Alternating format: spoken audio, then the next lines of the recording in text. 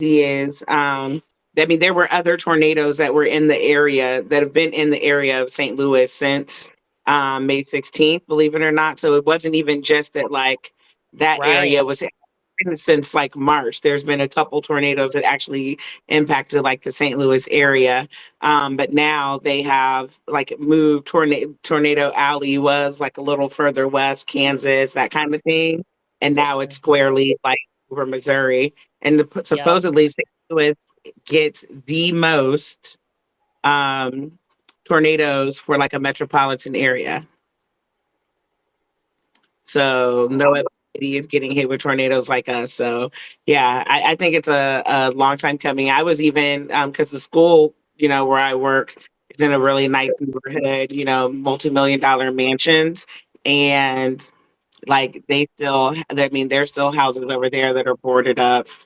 Um, yeah, and then just like the lack of trees is devastating. The lack of trees in Forest Park, the lack of trees lining the streets just as you're like driving down. Like it's already so hot, in St. Louis. We just went through a heat wave, and then there's a lack of trees, for that shade. So Mhm. it's probably just making it even more hot. Mhm. Yeah. So yeah, so I would just really encourage people. Like, I mean, I know like Action STL is still on the ground, so I would definitely, support them. There's a bunch of, I'm sure through them you could probably find a bunch of other like local businesses and things to, to support individuals that you can support. Urban League, not the NAACP, not them. Mm-mm. Uh, but there's a bunch of local organizations who are really doing the work. And For the Culture, STL is another one. So, like, really look for those on social media, and they can steer you in the right direction. They're Black, women led, queer led. So definitely like people to actually follow because they're doing the work. Mhm. Yeah. And then did I hear that like is any of the RAM settlement money going to Yeah. like So I mean, help? I don't know if that bill actually passed yet or not, but they Okay. definitely were debating it in I don't know what do they call it, the council, the legislature, or whatever, for the city. Okay. They were definitely debating that, and I think it's just like how much money, and then I like when I was looking at like news articles about it, I wasn't really clear on how that money was going to get spent. A lot of the money off tops is going to go to administrative things. Like they are already saying that they want to put that money into like administrators who have to do the paperwork for whatever, whatever. So a lot of that money off the top is going to, and that's probably anytime you have a natural disaster is going to administrators. So it's really like what that looks like as far as like helping people on the ground. Okay. And then do you know like how long have we had that Rams money?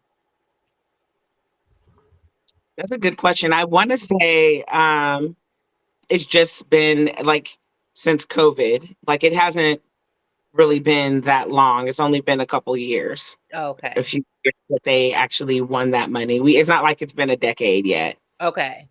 Okay. Like the case just got, I want to say between like COVID and now, Got the it. case was settled. Okay. Yeah.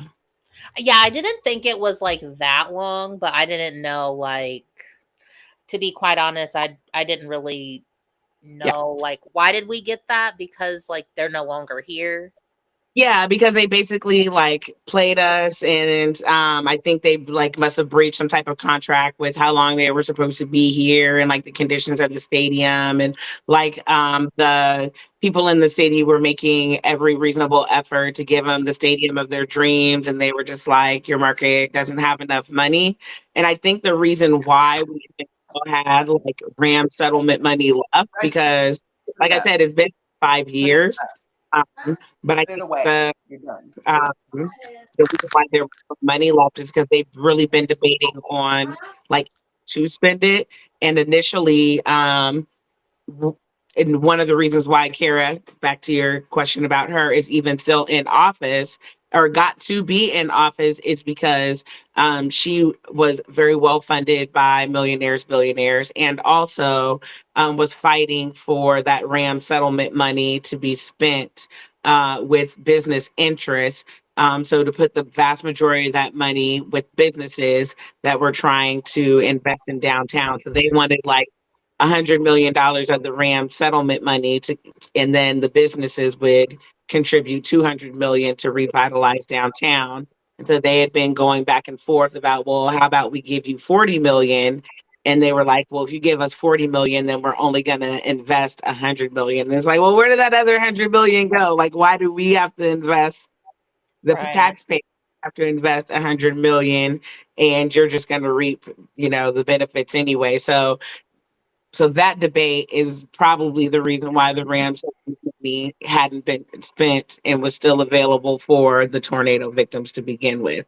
So a lot of, like I said, I'm not even 100% sure if the bill has even passed yet, or if they finalize like what they're going to do with it and how it's going to be spent. I haven't seen any ridiculous articles from Elliot Davis recently, so I assume it's still it's still in talks. And then, do we still have the stadium? Or, Yeah, yeah, yeah. stadium. That's where I went to go see Beyonce Knowles Renaissance was Oh, at that okay. was Okay. very at the stadium. Okay. Hmm. Okay. What do we do with it other than clearly concert? Conference conferences, concerts. Okay. Um like it gets some, like I want to say when Kojic, that's it. It's a religious group. Oh. My black people know what I'm talking about. Y'all know who Kojic is. I want to say they had they had a conference at there, and then this person, this is a while ago, somebody that I knew from like online. I went to like a NutraFit, or what is that, Vitalife, or them conferences where you're supposed to sell people protein drinks or something. Like somebody invited me to one of those. I felt like it was like a free lunch or something. I don't know why I was there, but it was at the Hey. it was at the Okay. Okay. yeah. Interesting. Interesting. All right. So yeah, it's still good use, but again, like they like, and it's still like relatively nice. You know what I mean? Like it was Mhm. at the time like one of even like the newer stadiums, and the stadium that they were going to build was going to be like immaculate. It was going to be like over the Mississippi, like you could Mhm. see the arch, like it was just giving, and they were like, it's not enough. Yeah. uh, and yeah, and so like basically Cronky, Walmart peoples.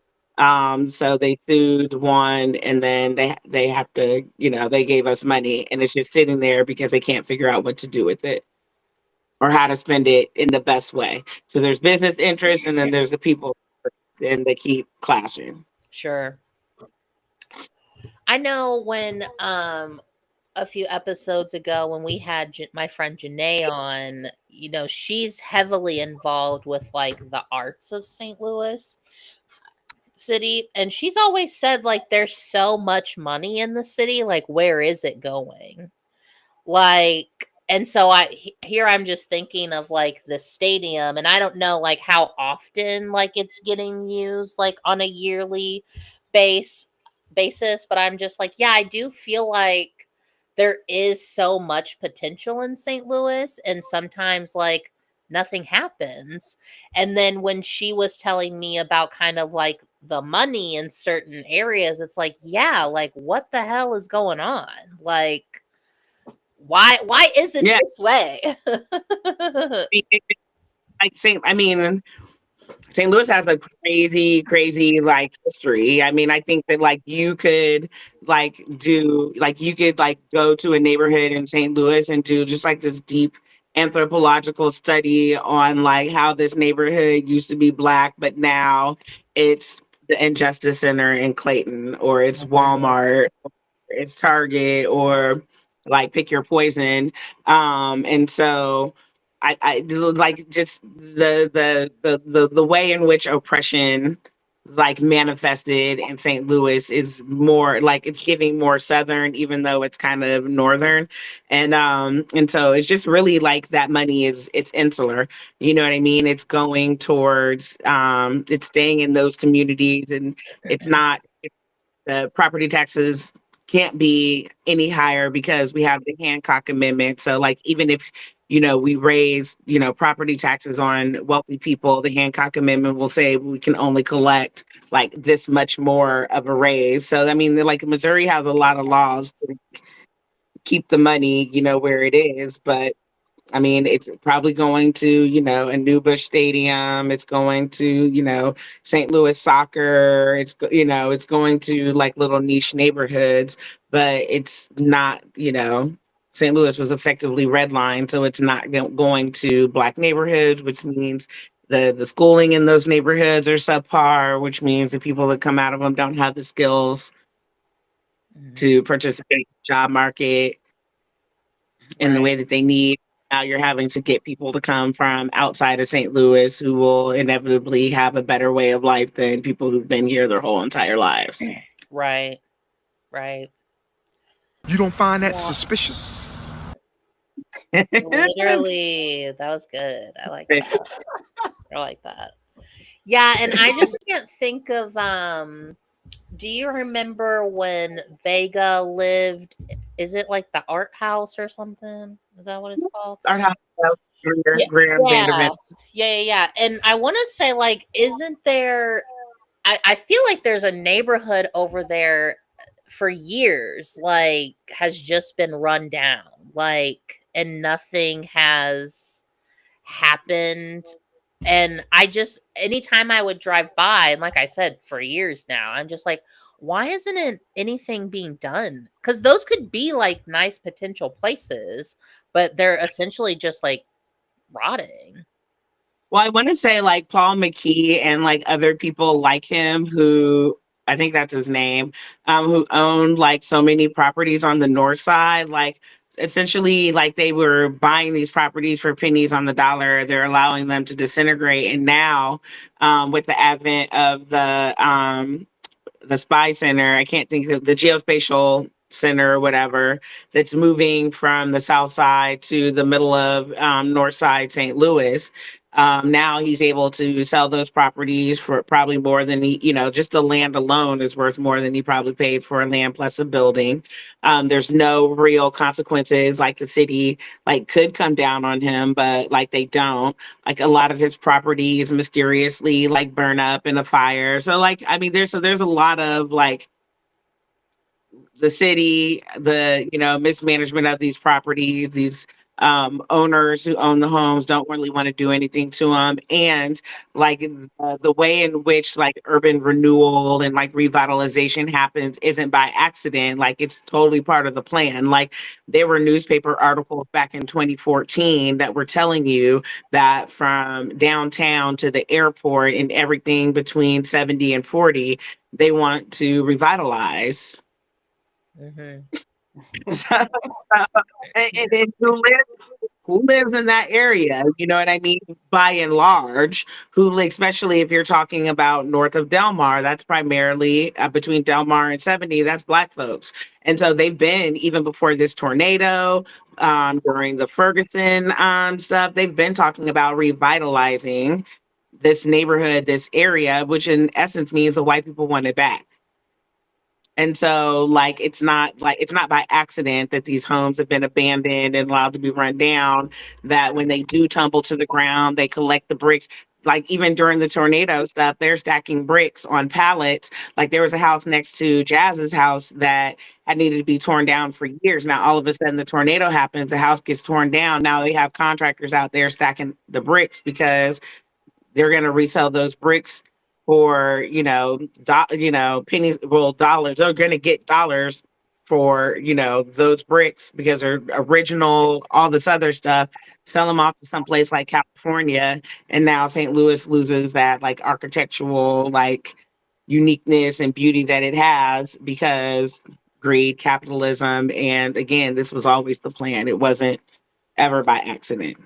Right. And I think that's why people are like, really rushing to try to like aid people in the tornado because they feel like not that, Kara Spencer and the weather modulators, made the weather happen, but crisis equals opportunity. So, okay, this crisis happened. How can we get these Black folks out of their houses faster and continue the process of gentrification and, removal and throwing up, condos or whatever the hell, and condos in Kmart, or not condos in Kmart, condos in Whole Foods, on the north side Mhm. where you can barely find a Schnucks or an Aldi's. I think this is a great time to remind people about the book Shock Doctrine by Naomi Klein, which basically details exactly what you were just describing, how capitalism takes advantage of, sometimes creates crisis, but other times just takes advantage of crisis that happens in order to continue to drive capitalism. Shock Doctrine by Naomi Klein. Really, really, really eye-opening book. Good to know. Yeah, I really think that would be like on like even with the wider scale with them taking, with the current regime taking over your, like cutting money for like the National Weather Center and weather alerts and all of that kind of stuff, because where these tornadoes hit or where these weather systems hit are often very much prime real estate, and the people who can't rebuild, and that's an opportunity for people to go in, buy up all of this land, and resell it for way much more, buy it up and throw some condos on it, and price people out of the area. Mhm. You really want to throw some D's on that bitch. Right. Speaking of the current regime, I don't think we talked about what did we think of the No Kings protest. I mean, I wasn't thinking of it, to be honest, At all. but yeah, I don't Yeah. know. I haven't even really watched any footage. Like, I don't know anything about it. Have you had any clients that went? So I did have one client tell me that she went, and she was telling me about how fun it was. So I didn't want to burst her bubble and be Yeah. like, protests aren't supposed to be fun. Like, Right. I guess they could be fun, but yeah, she lives in Fayetteville, Georgia. And she was surprised by the amount of support that they got. Georgia is very red, very, very red, especially south of Atlanta is very red. Mhm. Well, I mean, everywhere but Atlanta. It's kind of like St. Louis. There's St. Louis and then there's Missouri. Mhm. Atlanta's the same way, right? There's Atlanta and then there's Georgia. Georgia is red as the fuck. Mhm. And so she was surprised by the amount of people that were there and the amount of support that they got. People driving by and honking horns and stuff. Mhm. But yeah, she's the only person that even mentioned it, because honestly, did that happen while we were out of the country? So yeah, I I don't remember. Oh, did it happen while you guys were out of the country? I think That's it did. awesome. I'm pretty sure it did. Yeah, To something, yeah. Not that I was gonna go anyway, but yeah. Yeah. yeah. I just think it's BS. I mean, it's another version of like the Women's March, like right after he got inaugurated the first time. It's a lot of mess. I mean, I'm Mhm. glad, that people are, going out maybe, because I think there is a certain amount of like radicalization that can happen in the streets. Like, I know this is bad, but like, especially when it's like mostly like very privileged Caucasian folks, like, I'd be hoping the police turn up a little bit, because honestly, that's how you're going to like radicalize people. They're not going to be radicalized when it's fun. They're going to be Mhm. radicalized when the police turn up and, Mhm. I start shooting. remember when I got arrested back in 2020. I got arrested with 3 other people, and I would say like 2 of them identified as white, and the other one, he either was like white or white passing. And I remember when they had us like down in the basement, the one of the white people, they were like crying and like sobbing, and the whole time they were just like, it's just not fair, it's just unjust, like we weren't doing anything, blah blah blah. And I was like, do you know why you were here? Like, first of all, quit crying. You are showing them weakness. Do not show them that. Like, let's shape up a little bit. Like, we were out there protesting because they were doing something illegal and wrong. What makes you think that they were going to treat you any different? Well, see, people tell white people all the time that they have this privilege and all this other stuff, which yes, and they do. But also, like when you are in proximity to people of color and fighting for people of color causes, that privilege gets erased. And no, they will go after you. You'll get sprayed with this pepper spray. You'll get locked in. Right. You are not immune. Not immune. Mhm. You're an word lover. Take this Billy Club. Right. Well, and sometimes, like, I know me personally, I sometimes have issues when it comes to white queer femme people in certain spaces like this, because they, first of all, know the struggle because they're queer. And it's like, that's not the same, but sure, for this time, like, I'll play into it. Like, okay, you know the whole struggle because here you are, a queer person. And, not to say that, like, queer people don't struggle, but, like, what do you think it's like to be Black and queer then?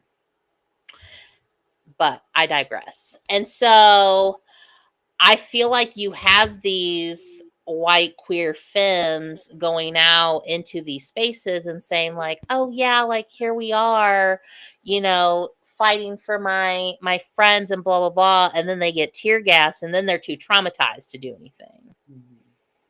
And not to say that like that's not traumatizing, because I want to say all of us have been tear gas, maced, assaulted by the police. Oh, sorry.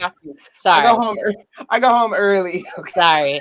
I have personally been tear gassed and chased by so has my sister. Militarized police. Yeah. Yeah. No. My old ass is home in the bed by the time they break out the tear gas. Sometimes you can't get out fast enough. That's true. No, I'm not. I'm making a joke, but it's not like funny. It's I'm just teasing you. Yeah. And so, yeah, like I can't tell you, me personally, like how many stories I've heard of these types of people like going out and being like, oh my gosh, like it just was so scary and blah blah blah. I'm like, that was nothing. Yeah. That was nothing. And like, also, what do you think like the true revolution is gonna look like? You think you can just like show up with your little signs and like, and don't get me wrong, bouncy houses. Right. I love Pedro Pascal as much as the next person, but there was a sign and it was like, the only king I'll bow down to, and it's a picture of him, and it's like, this is not the place, babes. Like, we're trying to fight fascism. Yeah, no, I'm more along the lines of the person that posted something about Beyonce, something about something that she's dealing with in the news now. And they were like, when it's time to eat the rich, we're eating her first so she won't be scared. Because like literally though. Literally though, it's an act of compassion.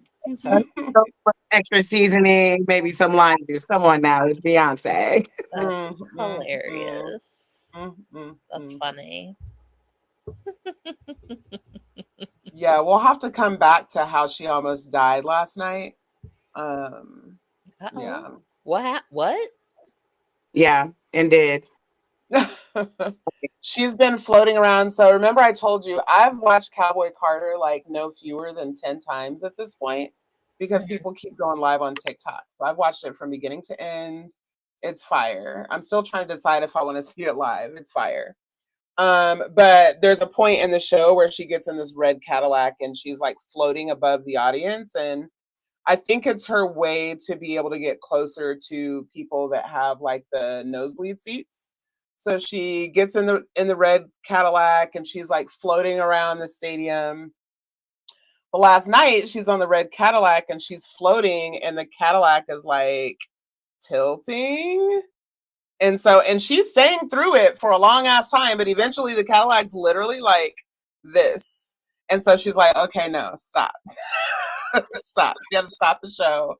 They had to get her down. And I have no doubts that had that car fell, that people would have thrown themselves under it to save Beyonce. I have no doubt about that. And she's such a true professional. Like, this tour has been, there's been so many like mishaps and wardrobe malfunctions, and now she literally almost fell out of the ceiling and died.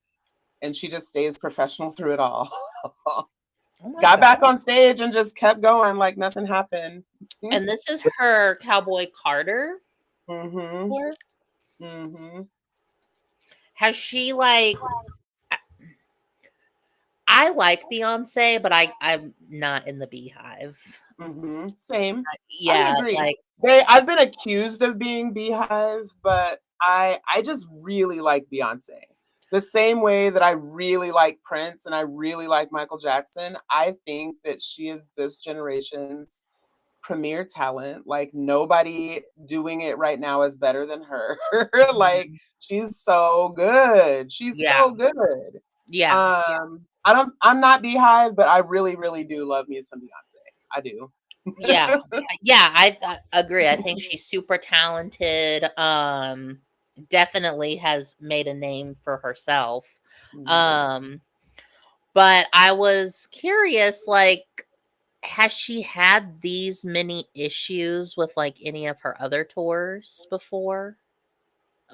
Here and there. I mean, you know, anytime you're throwing an event, something goes wrong, right? We've all seen the video of like when her hair got caught in the fan, she sang through it. Like, you know what I mean? Like, anytime you're throwing a huge event, and this event is like, it's insane. The amount of planning and thought is like insane. So I mean, I think that, you know, shit happens, but a lot of shit has been happening. She was singing the other day, and she was wearing some chaps, and the chaps literally just fell to the ground while she was singing. Like, is it like more things are happening, or do we just have more access? Because in more access, yeah, you're right. Have access to anyone's concert, like, because I feel like I definitely like before I went to the Renaissance concert, like I had seen the thing like 8-10 times myself from beginning to end.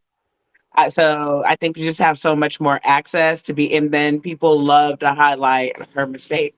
Of course, yeah, that is a media fave. So I mean, I'm not saying like this one isn't riddled with, you know, craziness, but also like people show that goes on. And sometimes my brain goes to immediate like conspiracy theory. I'm like, well, everyone's been hating on her because everyone, you know, she won the country album of the year, and now everyone's like upset about that. So what a coinkadink that on her country tour, she's like having all these like issues in a near death experience. Like, that's scary. I think they added their country category because Beyonce.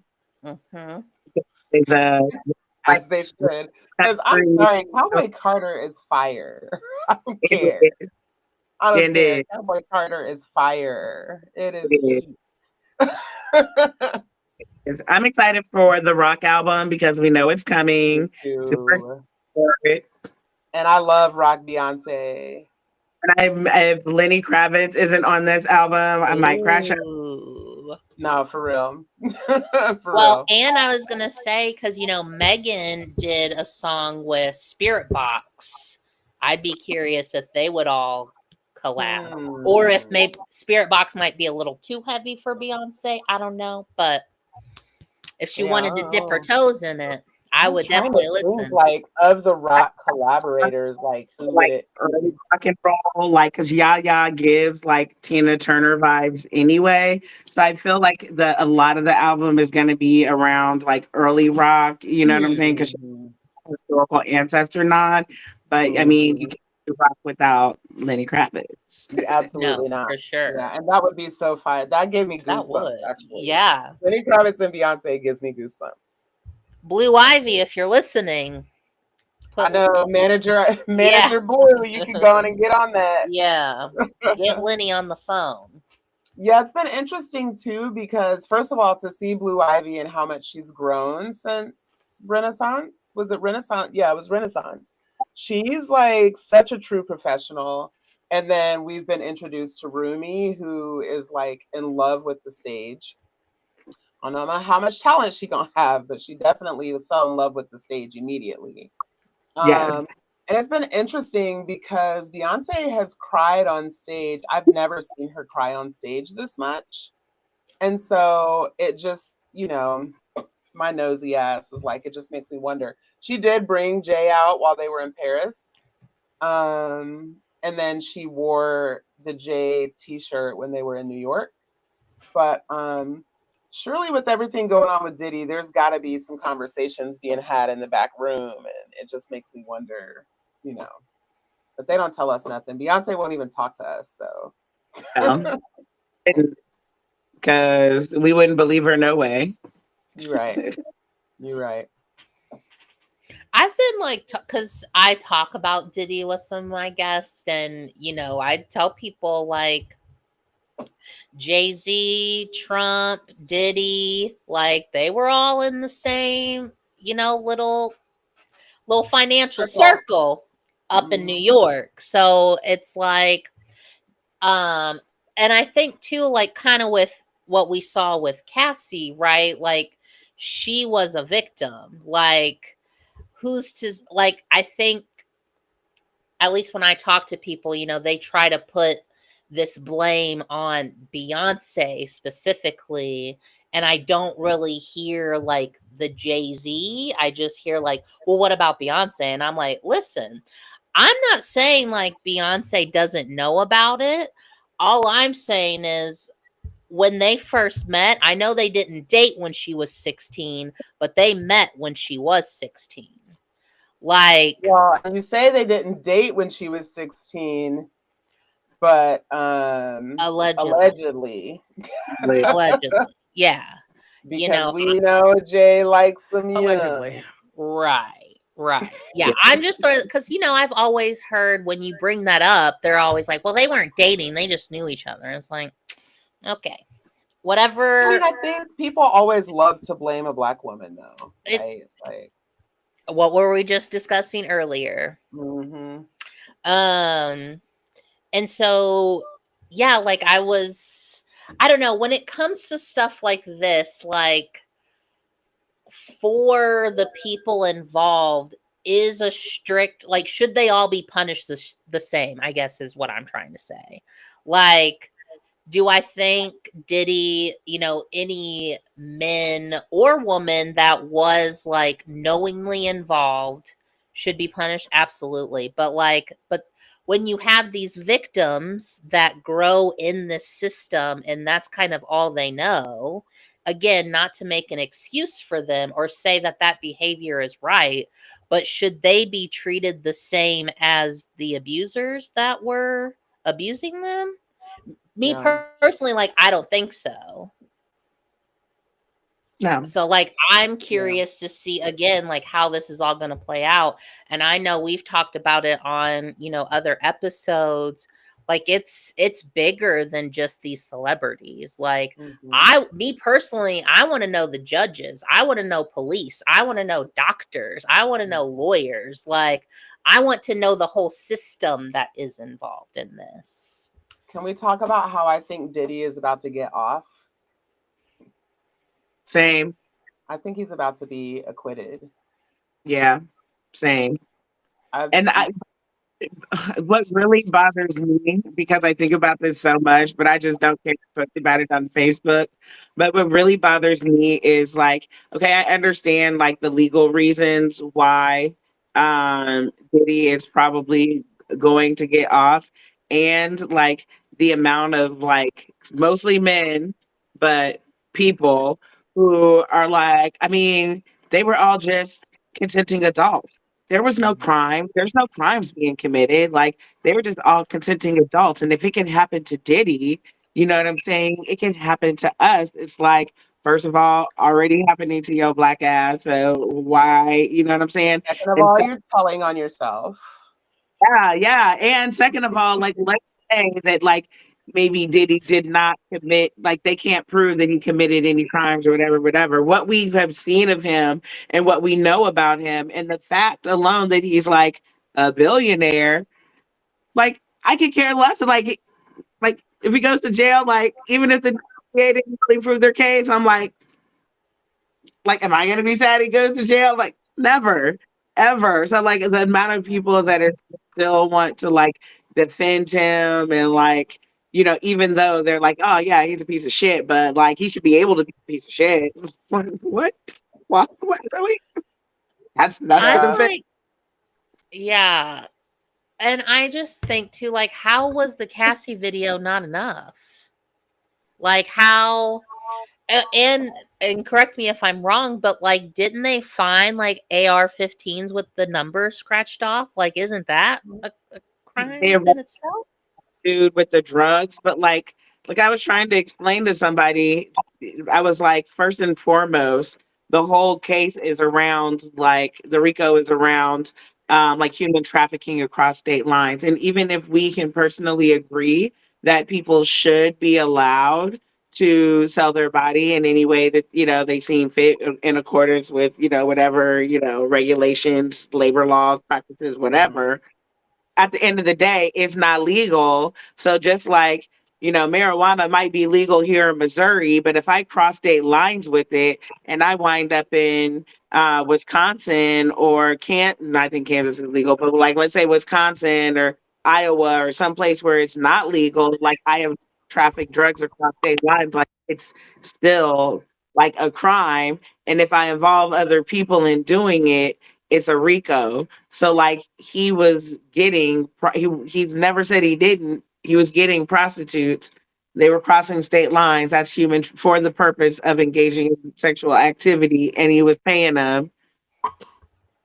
Even if they weren't having sex, that's still solicitation. Like he was doing, and they drugs were involved. So like they don't have to be minors. You know what I'm saying? He didn't have to like transport and sell weapons or drugs. Like that was hey, come across these state lines so that we can have sex for money. Boom. Mhm. Crime for Which people. for that, like coming across like that. So I think Diddy is a piece of shit. I think he's a horrible human. I think he deserves to rot in prison. Right. And also, I think that if I'm a consenting adult and I want to get flued out to go have sex with someone, that should Yeah. not be trafficking. I don't, you know, and I was looking, I keep hearing the Mann Act being brought up.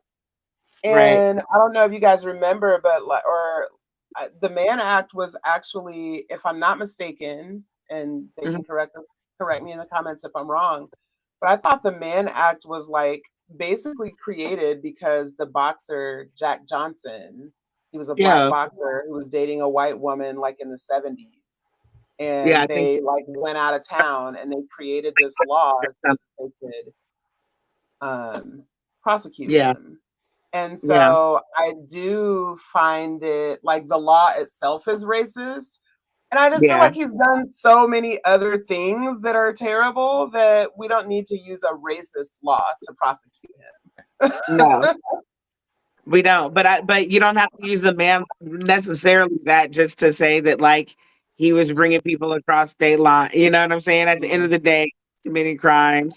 Unfortunately, they're crimes people should be able to do willingly, but they weren't, and he was doing it on a higher level. It wasn't like just like one individual person. Like you have other people involved. You're asking other people to commit the crime and to cover it up.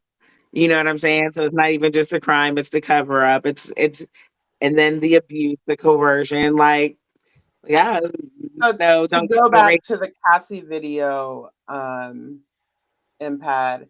So the actual beating of Cassie, while it is a crime of domestic abuse, we're past the um, Statute what of is it, limitations. statute of limitations for that. But in my opinion, what that does show is forced fraud and coercion, because they were in the middle of a freak off when that happened. She was clearly leaving. He clearly beat her ass and drug her back in there. So that right there tells me that she was not there willingly. So I don't care if she planned 1,000 of these events before that. On that day, she did not want to be there. That No. was trafficking by force, fraud, or coercion. And then you and KK went to the security at the hotel and bribed them and paid them off so that that video didn't come off. Those are the 2 counts. That is Rico. Lock him up. But I don't Yeah. think it's Yeah. gonna Yeah, that's what I'm saying. And I I've don't think that always like hated the, statute of limitations, because it's like, okay, well, do you think that one day that victim just woke up and was like, oh my gosh, it's been 5 years since my rape, I'm all better? hmm Like, that is the most like insane thing I've ever heard in my life. Yeah. And it's the people being willfully obtuse. Well, why didn't she say anything? Maybe because she was scared. Like, she tried to run Hello. multiple times. She literally just testified that she tried to run away multiple times. He would send his security guards, he would send his assistants, he's blowing up her phone, he's extorting her relatives. Like, Right, she right. did tell someone, hmm and no one helped her. Right. Um, Yeah. And yeah, it just gets so frustrating because, like, how many people have come forward and said, like, yes, this happened. Yes, this happened. And, like, here you go. You had video proof, like you just said, of her. Like, it was the middle of a freak off. She no longer wanted to be a part of it. And we saw what happened. Like, hello. yeah. Yeah. Yeah. I'm going to be really sad if he gets off. I'm not even going to hold you. I'm going to And be just sad for humanity. And again, I don't want it to be this thing where we're pathologizing Black men, because we still don't have the Epstein files that the current king said were going to be released as soon as he got into office. Oh, look at that baby. cute. You know, we love a kitty. Well, I know I wanted to also bring up. So, do either of you follow or know of on TikTok? He goes by Pearl Mania, I think 5,000 or something. Yeah. Okay. I heard the name. Yeah. Yeah. I follow him, and I mean, he's a pretty big, at least on TikTok, he's a pretty big like content creator or whatever. Like guy, like from like Philly or like. Yeah, red hair, glasses. Yeah. Mm, And he's always like talking politics, and he doesn't like Trump and all this stuff. I don't know, is he in politics? No, he's more like a he's just a like a podcaster type person, Okay. and he just politics, and he's definitely like a leftist ish, Mhm. like pro Mhm. leftist kind of. Yeah. Yeah. Okay. Um yeah, I don't know. I was a little curious if he was in politics or not, but so he made a video and he was like, where's Jill Stein? We're 6 months into Trump's presidency and I haven't heard, or blah blah blah. And again, I'm not going to sit here and try to turn everyone like third party, but it just kind of like irked me. And so then it got me thinking, because she was arrested up here last year at the Wash U pro-Palestine protest. And I did a quick little Google search, and St. Louis just charged her for assaulting an officer and some other like Oh. assault or something. Or maybe trespassing. I don't know, something like that. And so I like commented on that on his little video. And granted, I knew I probably wasn't going to get a response or anything because, like I said, has a pretty big following on there. And then I also commented, I was like, also, it was just 75 Democrats that, voted to give praise to ICE. So, like, what's going on? And I think, again, I'm not trying to turn anyone third party or, saying Jill Stein is the be all fix all person. But like, as someone who has been arrested during a protest, like they have up to a year to charge you. So like, she had to be careful about like what she was doing post arrest.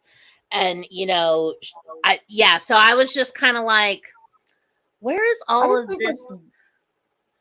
Oh, go ahead. Sorry. I just think it's weird how people keep coming out asking, where is such and such that ran for president and didn't win? Like, I don't understand why we feel entitled to somebody's time when they offered their time. We said we didn't want it. So like, why do we keep calling for them to do something? They tried to do something. They weren't the pick. And so they don't really owe us anything else, honestly. Well, and now, you just had 128 House Democrats join the GOP in voting against a measure to impeach Trump over the Iran strikes. So they're in the Epstein files. Yeah, and I'm just like, again, like, why do we think the 128, and not that I did necessarily like a ginormous like deep dive into the 128 names, but one name stuck out, and that was Wesley Bell. And so I would say where those 128 Democrats and Trump align is Israel and AIPAC. And so I would say, like, it's not like it's not by accident, and it's not necessarily weird. It's notable and it's interesting, and we should be talking about it. But I mean, I think that that's really because there were names like Nikki Budzinski from Illinois, of course, Hakeem Jeffries. He was on there, and then Lauren Underwood, which is a Black woman out of like the Chicago area. And then there was a couple other people that not necessarily surprised, but I was like, that's noteworthy. But I would probably bet, a month's rent that they get a lot of money from AIPAC. Yeah, which 100%. Because, I saw Wesley Bell was on both of those lists. The 128 that we just talked about, and then also the 75 Democrats voted in favor of the GOP and introduced resolution that expresses gratitude to ICE. Also was going to bring up, Chris, you might have already saw it, but Wesley Bell blocked me on his personal Facebook page. Oh, say love. Yes. And we were friends, and I rocked with him throughout the whole election. Like, we were friends throughout the whole election. And even if I said some of the most ridiculous but true shit, like, sir, I am a constituent. Yeah. Wow. Yeah. At one time, stop my endorsement. So I feel like that is rude. And I thought, yeah, and he's my representative. So it's like, wow. yes. I live in his district, and he sought my endorsement when I was on the school board, and I might have called him an AIPAC shill to his face. in U City at the polls. Were you wrong? But did you lie? But did you lie? Yeah, Oh, he Wow. blocked me because Maxi Glamour like made a meme calling him like a fascist sympathizer, and I shared it and I tagged him and I did like the middle finger emojis. And I went to go like check it and I was like, "Oh, he like untagged himself because his name wasn't like blue anymore." And my coworker was like, "Are you sure he didn't block you?" And I was like, "No." Cause like I feel like too, not that I would have called him my friend, but like, you know, we were in the streets together a few times and I right. And I was like, surely he wouldn't have blocked me. And I went to go look and I was like, he did. yeah, right after the election, he definitely blocked me. Like I could notice because I always would tag him in things, and it would definitely get untagged as soon as I tagged it and like posted it. But he is still on TikTok at Wesley Bell. So like like I can't tag him in anything, but I for sure like every post he has, there may or may not be a comment from me. Oh, yeah. I need to get into those comments. Yeah. Nah, I'm gonna go harass him. You'll That's, make that's just like when Donald Trump blocked my mom on Twitter from his personal account. I'm like, that's a flex. Okay. Mean. I These think are so. things.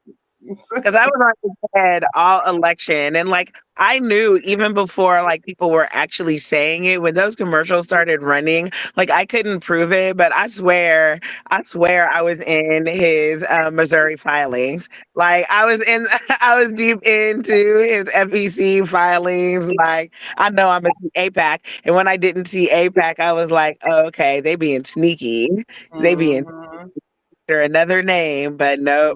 mhm. Yeah, so many just like him, and like people need to know, like, go through people's FEC filings. You'll be so surprised. You'll be like, ooh, ooh, like there's businesses in the St. Louis area like under law. You know what I'm saying? Just in case you need a lawyer, not them. I'm just saying. Mhm. Mm-hmm. Because you could see like who was giving that money. Mm-hmm. Mhm. Yeah, again, I'm just like, you know, I sometimes I feel like when I talk to you guys about, you know, my issues in the world, I'm like, you guys already get it. So like Mhm. you already know. Mhm. And both of you, you know, I consider you guys like adults, right? Like you've been married or are married, you have kids my age or like, you know, not that much younger than me. And I always this is how I felt with my old coworker Shelly cuz she's in her 60s, I think, and when I was having like issues involving race at the salon that we were at, I was just like, how do you work here? Like as a black woman, like how are you doing this? And I mean, that was I was there after Mike Brown, but when it was oh fuck, the speed chase downtown and the cop was caught on camera saying like I'm going to kill this. Mhm. I know you're talking about Jason Stockley trial, maybe. Yes. Mhm. Yeah, so I was at my old salon during that and actually fucking I think the universe does this to me on purpose or is trying to test me, I don't know. Cuz I don't know if I told you guys that like I used to work with a woman at Great Clips who like Darren Wilson was like her cousin. Ooh. Barb. Yeah. Yeah. What did she think about Darren Wilson? So like I before she knew me, I think she was hard to say. Like I wouldn't really consider her like super pro cop. I feel like she was kind of one of those like, well, I know cops, so I respect them type thing. But I don't like she never had like a Blue Lives Matter or like never really shared that kind of stuff on social media. And then when I started working there, obviously she saw my stance and stuff. And there was one time we went to lunch and she was like, can you just, if you're okay with it, can you just kind of tell me like your side to it? Because she was like, I have my side. She was like, I grew up with him. And she was like, you know, was saying that she didn't really view him as racist and like blah blah blah.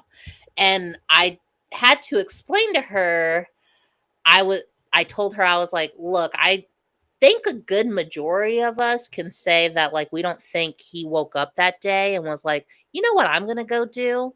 I'm going to go kill me an 18-year-old black boy. I think because of the system that he works for, when it happened, he knew he could get away with it because of the situation. And, you know, and that was like back before like really anything was coming out or like popping off for real. I mean, there had been the protests and stuff, but I want to say that was before like even the indictment. And so, and even after that, she was like, you know, I can see what you're talking about. And again, do I think she was out in the streets like, you know, protesting? No, but I think just kind of hearing that side of like why people were out there was because like, you know, this didn't start with Darren Wilson. Like this has been an ongoing situation. It just so happened to happen in Ferguson this time. And clearly we weren't going to be quiet about it. I don't really be buying that people don't know that their cousins are crazy. You know what I'm saying? And not saying that they would have thought that their cousin maybe would have, but like that you which cousins are creepy and which ones are like capable and which ones like shooting squirrels with BB guns in the backyard. So and I think that it's part of, polite white culture to be like, not my cousin, you know what I'm saying? But like absolutely we know, and you know like what I you don't have to see him as racist, but that doesn't mean he's not. Like just because you don't see him that way, doesn't mean he's not. And I don't know if he woke up that day saying I'm gonna go kill somebody, but what we know for sure is that he started lying from the moment it happened. And so he already had like other things from other departments, like he was part of a department that had gotten dismantled for racism. So even if he wasn't an active participant, he definitely was letting shit slide. And I can see, and especially like in certain environments, I can see how like people be letting stuff slide, but nah, they were dealing with people's lives and they were doing some wicked shit, because like police departments don't get dismantled for nothing. So I can't imagine that that you weren't part like and the parcel. amount of shit that you had to be doing to get dismantled. Absolutely. Yes. Yeah. Like you had to be off the chain for people to come in and be like, you know what? Absolutely not. We're not doing this. You had to be doing the most. Yeah. So yeah. I mean, I think it's a way for, and I think humans do it, but it's a way to distance yourself from like, I'm not that type of person, you know what I'm saying? Or I didn't know, you know what I'm saying? Like, not who I saw, because like I think even in that context, like even like during the movement, people would be like, so and so is a predator, and like the majority of people would be like, oh, not so and so, and I would be like, I mean, like, have they preyed on me? No, but like, are they creepy? Like, absolutely. You know what I mean? Like, totally believe it. Totally. You know what I mean? Like maybe that's just me, but totally believable. I don't care how much we think they're funny and likable. Nah, they're yeah. so, Well, and I think for her to not to defend like the relationship or anything. I say cousin loosely because I don't think it was blood. I think it was like their families were really close. And I had told her about Darren coming from a dismantled police department, and I don't think she knew that. Right. So like I, again, I didn't know, like, and it seemed, like I said, it seemed like during this whole situation, obviously he wasn't really talking to like outside family too much. And so I don't even know if she was necessarily even talking to him when Mike Brown happened, but that's Right. just what she shared with me. And I said, like I said, I think the universe is like, I don't know, doing something to me, because when I worked at my last salon, I worked with a woman who, I want to say, she said her uncle was Stockley. And I was like, what the fuck is going on? And But to be fair, St. Louis is just a really big small town. Oh yeah. Yeah. But like, why am I getting stuck with the family members of the killer cops? Yeah, they're like Officer, very much working class, you know what I'm saying, type. Yeah. So I mean that doesn't, yeah, absolutely. Absolutely. It makes sense that you might run into, But you like know, two though. Let me test your patience. And like, yeah. And I feel too like, what side of town are you on too though? You know what I'm saying? Because like, what'd you say? I said, what side of town are you on? Because the probability of running into police officers, their families, blah blah blah, increase the further south you go. Like, yeah. So the one, what Great Clips was in Creve Coeur, and then Creve Coeur just sounds racist. my redacted name salon is in Kirkwood. Right. So like all things south. So like no, yeah. And I you're saying that and I get the odds. I'm just like, well, what are the odds? Like, I feel like those two cases were so big, and like what are the odds out of all the salons that I could work at? And Great Clips and the redacted salon are on completely opposite ends of like salon spectrum, I guess I would say. So it was just like, how the fuck is this happening? And I did tell the one girl that I worked with at my redacted salon, I was like, because she made a comment about how he was in the military and he had PTSD. And I was like, well, he shouldn't have been a fucking cop. Yeah. Like, you're not getting any sympathy just from existing in this country. And also, like, there's plenty of people from the military with PTSD who go on to live like normal civilian lives. So, and if they did rise up and do some crazy shit, they would go to jail. So, like, it's not okay just because you're a cop. Literally. Yeah, she got no sympathy for me. And I feel like, how bad do you want to stay out of jail? Right. Yeah. Me? Yes. Yeah, like I don't know if I could take another one. I might have to stand on business and be like, you know what? You and I are gonna go fight. Like, let's just do this. Go outside. That's crazy. Right? Like, I feel like nobody would even tell me that. See, that's first of all. So I think people tried to see where I was at on that. I think, and I will say at that time, I did a full beat face. I would wear my hair straight a lot of times. I definitely had less tattoos. And I remember when I worked at my redacted salon, and I was blonde too sometimes, like, and if I wasn't out in the sun, like, I get pretty white, unfortunately. And I remember when I worked at my redacted salon, pretty much everyone at that salon besides Shelly was skinny, blonde, white, or like some kind of blonde dimensional hair going on.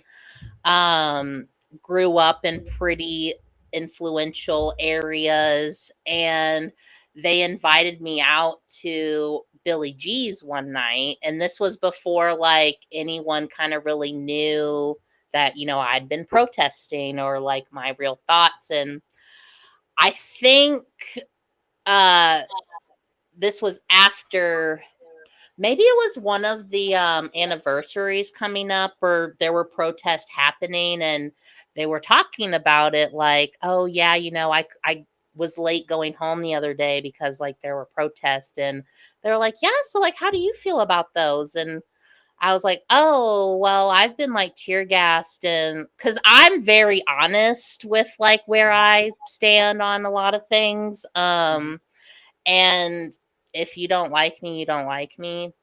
Okay. And so I told them, I was like, oh, yeah, like me and my mom have been arrested for protesting, like, you know, just going in. And let's just say I never got invited out to Billy G's after that night.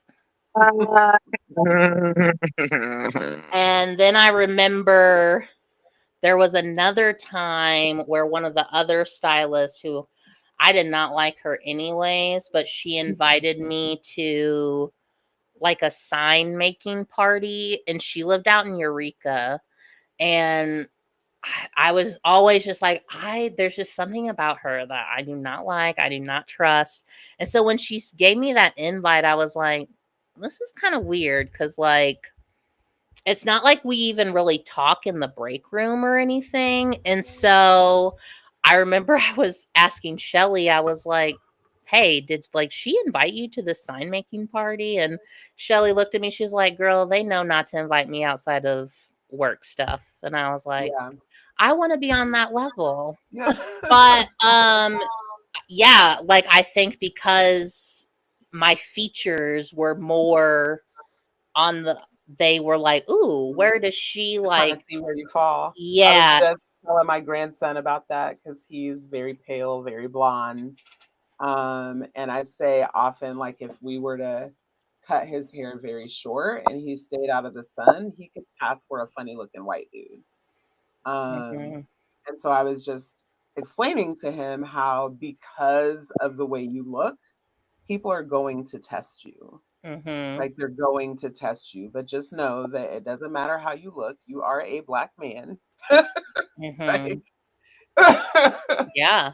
and like, you know, then that's Well, it. And that's and that I on that. think, oh yeah, absolutely. And I think too, like with me, I think when people find out, you know, my mom is white and I grew up in predominantly white spaces, they think that I should be one way. And so when I'm not that way, it's like, whoa, You're not yeah. friends. They're like, where do you, why are you that way? Like, Because you grew up in predominantly white spaces. I feel like growing up in Hello. Like, that's the reason. yeah, that will radicalize you because like when I like because like oftentimes like black people who especially because I've lived in a lot of different places and when I talk to black people like in St. Louis from St. Louis that grew up in predominantly black spaces even like Atlanta and where there's even predominantly black like middle class spaces so it's not even just like oh I grew up in the hood like it's like no like mhm, even to certain like people like University City has been, you know, where black people can grow up in predominantly black spaces and have their culture recognized and all the things. And so then when you have this person who like went to Ladue or Parkway or whatever, and you're like extra radical and you're like, well, I can't stand white people and no, no, no, no, no, no. Or you know what I'm saying? Or however, you know, they'll show up and they're like, well, you talk the way that you do and you went to the school. Like, how is it that you're like that? And it's like, because I experienced the microaggressions, I experienced the racism more firsthand. Like, I was there firsthand having to go through it. It was just something that you experience as part of the oppressive system, but like you went to school every day around people who reaffirmed your Look like blackness, you. Yeah. your culture, all the other things. Whereas like we were trying to like keep like some of our culture, if that's what we wanted to do, or trying to assimilate so that we were, face less discrimination or whatever in those spaces. And so it's like, nah. So when people are like, oh, so and so is just so great and they're this way and that way, and I'd be like, no, this is exactly who they are. They're like, well, how do you know? It's because it's like because I grew up there. Mm-hmm. Mm-hmm. Like Mm-hmm. I know the culture because I literally like, I didn't watch it on TV. I experienced it firsthand. Yeah. Mm-hmm. I I know we've like run over the hour, so I can save it for another time. But I have two like examples of like where I grew up, because I grew up out in Lincoln County, Missouri, and there's very few black and brown people out there. And I know two situations where um essentially a black boy, he was 16 I think at the time, and then a white man who was 18, kind of similar situations. Essentially they both killed someone while drinking and driving, and the black boy ended up serving like double the time of the 18-year-old, who was, technically an adult. And then also, not only did the white man not have to serve as much time, but he was also involved in another like hit and run where he ended up killing someone else. Mm-hmm. And still, like, I want to say both of his time served was less time than the 16-year-old black boy. And when I brought that up, because I'm very loud with what I say. And when I get, I guess, like hyper fixated on something, I really do try to get all the facts into my research. And of course, like, some emotion spills out into it. And I feel like in that case, like, I knew Zach, who was the black boy. Like, we were friends, like, we hung out.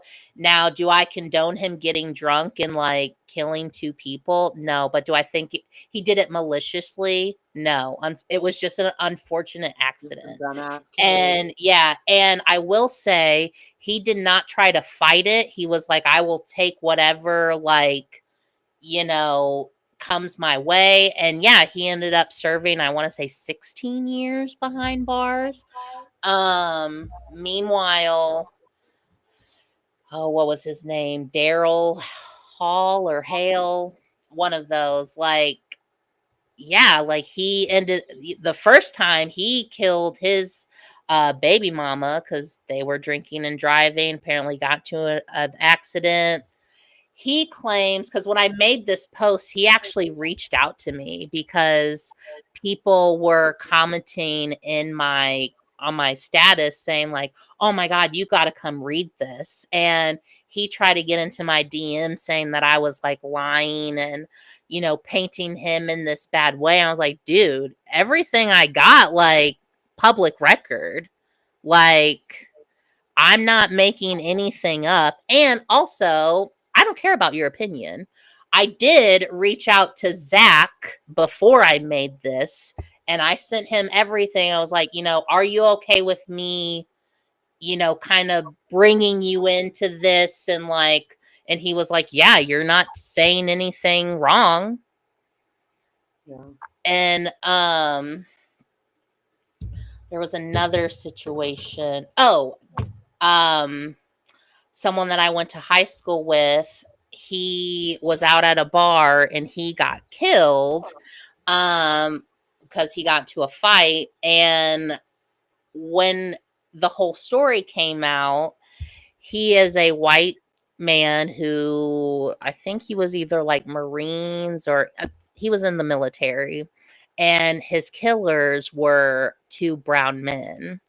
And so the story first came out that like they got into an argument, and then the two brown men like essentially like beat him on the side of the head with a pipe. And I saw one of the articles, and of course they had, his name was Chase. They had Chase's like military picture and like him with his daughter. And then of course, like for the two brown men, it was their mugshot. And I was, going through the comments, and of course there was racism and all this stuff. And I put in there, I was like, I'd be curious to know the full story before we start throwing, because I went to school with Chase. I know for a fact that man has said the N-word and is very antagonistic when it comes to racism or really anything. Like, and I want to say like one of the brown guys' lawyers or someone who was like on the case, like reached out to me and was like, I'd like to know more about, your comment. And I was like, listen, I wasn't friends with Chase, but I saw how him and his boys interacted. There were definitely some N-words thrown in. And actually, one of his buddies that died a few years ago was in some like white supremacist like motorcycle gang that they got out there. So like, yeah, I'm not buying this. And turns out Chase started it because he said something racist. Like, This was Lincoln County. uh-huh. Okay, I just need to know what part of Missouri we should all be avoiding. Yeah. Yes. And to go back to the story about the two kids with the drunk driving, do y'all remember the kid a few years ago? His name was Ethan Couch. He was a 16-year-old white kid. He was driving like on a suspended license, drunk and high, and ran into a crowd of people that were on the side of the road, killed 4 people, like paralyzed another person. And his defense was affluenza. Like, oh, he's just a rich kid. He didn't know there were consequences for his actions. And he got off. He got like 10 years probation. That's a thing. I remember that. Yeah. Yeah. Oh. Yep. Yeah. Yep. So yeah. And this is why I say that, like, I will never believe that the situation that we're in can be changed with laws and regulations, because those were never made to benefit the people in general, and Black and brown people and women more specifically. So I'm ready to turn up when the time comes. Yeah. Allegedly. Yeah. Well, I guess this is the perfect way to kind of end this, to tie it all back into the chair. I do have a lot of, I would say a majority of my guests that I do are white. And so I had a lot of my guests asking like, oh, did you go to the No Kings protest? And I was like, no. Actually, I had 2 of my guests who I love, and I've only known them maybe for like 2 years now. So I feel like they don't know like the true history of me, And they were like, oh yeah, like, did you go to the protest? That seems like that would be right up your alley. And I was like, I just want to let you guys know, I don't really like do that kind of protest anymore. I was like, the only way I'm going to be out in that is if we're doing our own January 6th. So, and they were like, oh, okay. Yeah. I've said some similar things, and people have basically looked at me like I was crazy. I was like, how are you not like that mad? Like, yeah, like I've done enough yelling at buildings, walking down the street. I was like, no, like, that's the real question. How are you not that angry? Right. Can we skip to the good part? Because this right here is unsustainable. Yeah. Well, a few of them that went to the protest, I was like, I'm not trying to put any water on your fire, but I was like, what did you accomplish by doing that on a Saturday? Yeah. And they were like, I guess nothing. And I was like, yeah. I'm not saying don't do it. I mean, maybe there's something to be said for just showing up in numbers and letting somebody who was maybe afraid to go out know that they're not alone. You know? Sure. But I'm not going. Yeah. Well, and I don't, do you guys know Span? Yes. He made a video because I like kind of got onto him on Instagram because he posted when he was like walking around and he was seeing people, and I was like, I know you are not out there right now. And he was like, oh no, like I was just walking home or something like that. But in his one video, like you see a woman like dressed as a handmaid, you see another guy who's like out there spitting like Bible shit, and then like you have another person, I think they're like singing or something, and his caption was like, this is the most St. Louis shit, like what is going on? Shit show. Literally. No. I think there's a lot of strategic things we could be doing, but like, protests on a Saturday that are planned and have, permits are not it. Just the 1, 2, 3, not it. So I'll move. We need to be thinking deeper, better, strategically, wallet based, all the things. But, I think that is a good way to get people to gather in one space to tell them that this is not it. That's valid. But then it's like, and again, not to make any excuse or anything, I just know, like, as soon as it's not trendy or cool, though, you're going to lose half those numbers. Oh, yeah, for sure. And so that, to me, that's where I get frustrated. Like, and, I know we joke all the time about biracial people kind of being like in this bridge, but I had this whole like emotional breakdown with my family over this weekend about how like it is frustrating to like have one side literally just be like, hey, if you could just treat us with like the same, respect that y'all treat each other, like that'd be great. And you literally have another side that's like, you're asking for too much, pal. Like, shut up. And it's like, how am I supposed to like navigate that? And like, not to make it all about me personally or even biracial people, but like, holy shit, this is a lot. Like, what do you want from me? Like, I don't know. Yeah. Holy moly. Well, this thing is messing with me. The internet's messing with me anyway. I think it's telling me I gotta go. It keeps on kicking me off of the recording. Yes, Like, we're gonna end it. But thank you so much for joining us, as always. Thanks for having me. I always love your insight. Thanks. Like, these thoughts gotta go somewhere. No, I do, because both of you really do, because I feel, I mean, I'm sure you both know, sometimes I am so set in my ways that like sometimes I do need that like other perspective of like, hey girl, I hear you, but like, and let's maybe do it this way.